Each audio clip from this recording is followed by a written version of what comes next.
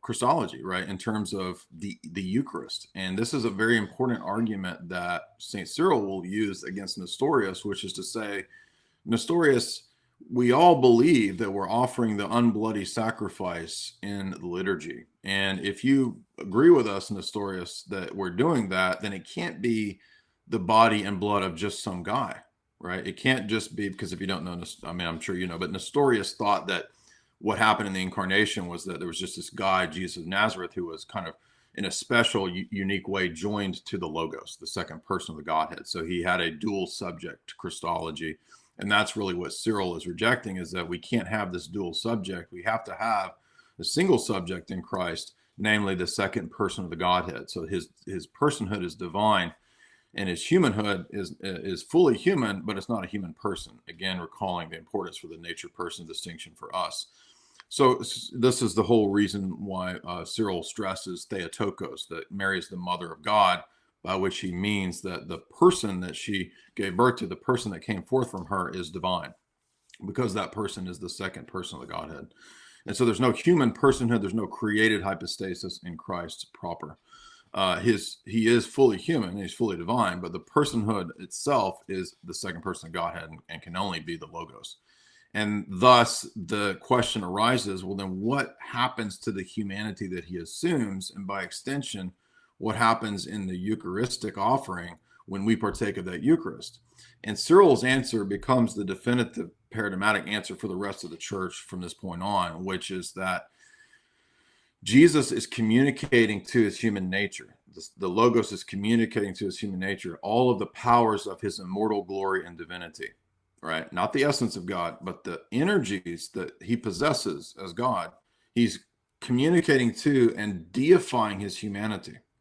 And the deification of that humanity becomes, through the uncreated energies, the means by which we in the Eucharist participate in Christ's humanity.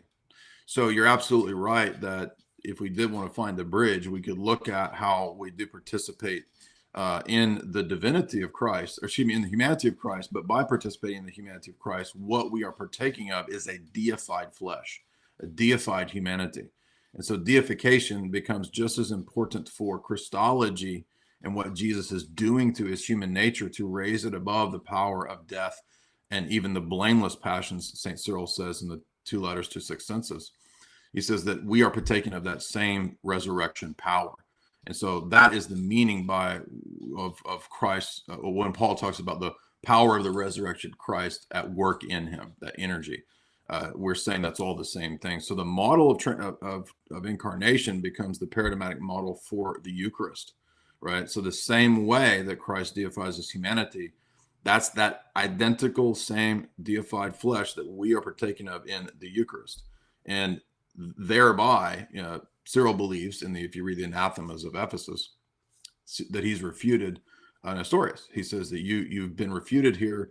And Cyril actually makes this argument by appealing to the essence energy distinction, that there's a distinction between what we participate in, God's actions towards us, and what he is in himself, his very inner essence and being, which we cannot know or participate in. So when you get that argument at Ephesus, this conditions then the Eucharistic view that we have, and it conditions the view of the church. So we believe that the church as a body is also the very body of the God-man. So it becomes a theandric institution. It's not a social institution. It's not a gathering of just random believers. It's not the invisible church doctrine of Calvin. It's a visible body that really possesses, in a visible sense, all the powers and means that Jesus himself had, walking around in a visible physical body. And hence for us, we would read, rather than Paul's epistles, like in the Calvinist way, like, well, he's really writing to the invisible number of the elect, even though it's written to a visible church. We would say that when Paul is writing to the Corinthians and saying, you are God's hands, feet, etc., eyes, that he's literally saying the visible collection of baptized people there is who he's talking about, not the invisible church. So that for us, we don't make that. We would say that's a Nestorian view of ecclesiology.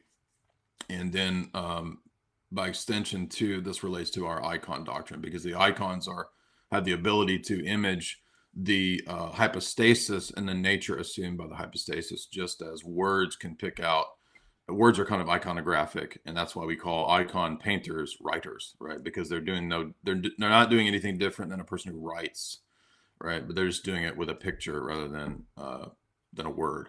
So for us, the essence synergy distinction literally explains everything, right? And the Trinitarian distinctions that we have that you mentioned, that were kind of the metaphysical hows of how this is possible. Nature, person, will, energy in the Trinity will directly explain and determine nature, person, will, and energy in terms of Christology, which explains how we view nature, person, will, and energy in anthropology, and nature, person, will, energy in terms of the church, in terms of the Eucharist, and even in terms of the eschaton.